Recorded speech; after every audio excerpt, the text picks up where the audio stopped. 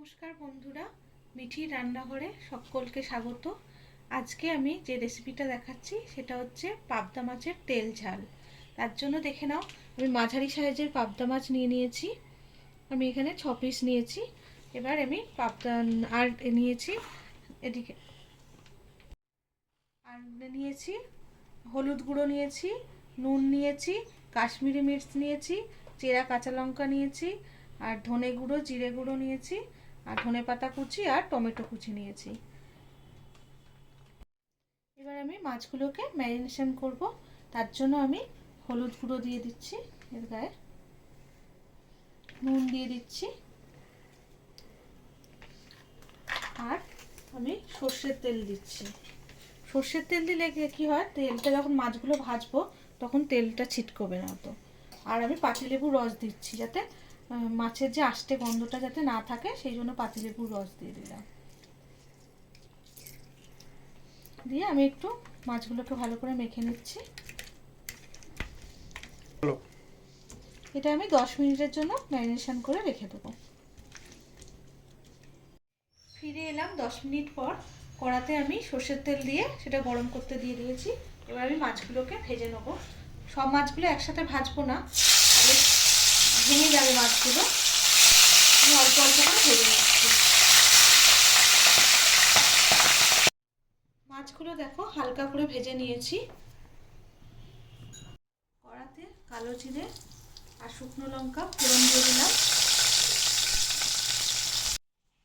একটা বাটি নিয়ে নিয়েছি ছোট, তাতে 1 চামচ জিরে গুঁড়ো, 1 চামচ ধনে গুঁড়ো, কাশ্মীরি মির্চ 2 চামচ মতো, নুন স্বাদ মতো 1 চামচ দিলাম, হলুদ গুঁড়ো দিয়ে দিচ্ছি। দিয়ে জল দিয়ে একটা ভালো একটা পেস্ট বানিয়ে নেব।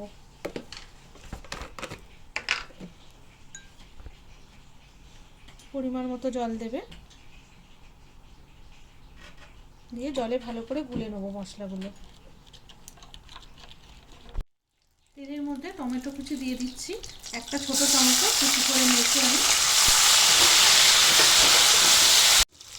টমেটোটা 1 মিনিট নাড়ার পর আমি এর মধ্যে ওই যেটা জলে গুলে রেখেছিলাম সেই মশলাটা এর মধ্যে অ্যাড করে দিচ্ছি। দিয়ে আবার নাড়িয়ে নেবো খানিকক্ষণ। মশলাটা কষানোর পর যখন তেলটা ছেড়ে দিল, আমি এর মধ্যে এবার একটু জল দিয়ে দিচ্ছি।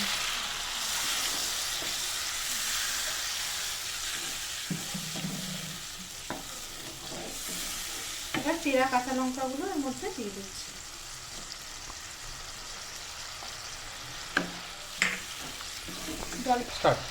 জলটা একটু ফুটে গেলে এরপর আমি মাছটা দিয়ে দেবো।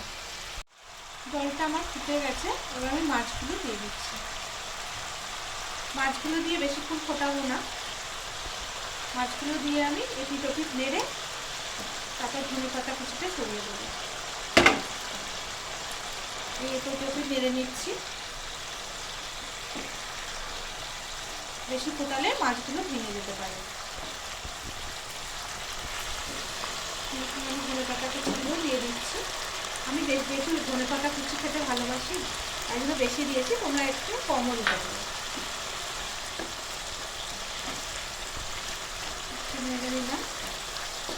তৈরি হয়ে গেছে আমাদের পাবদার তেল ঝাল।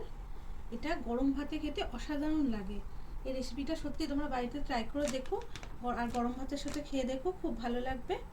আর তার সাথে আমার চ্যানেলটাও সাবস্ক্রাইব করে দিও, আর কমেন্টে লিখো রান্নাটা কেমন হয়েছে। সকলে ভালো থেকো।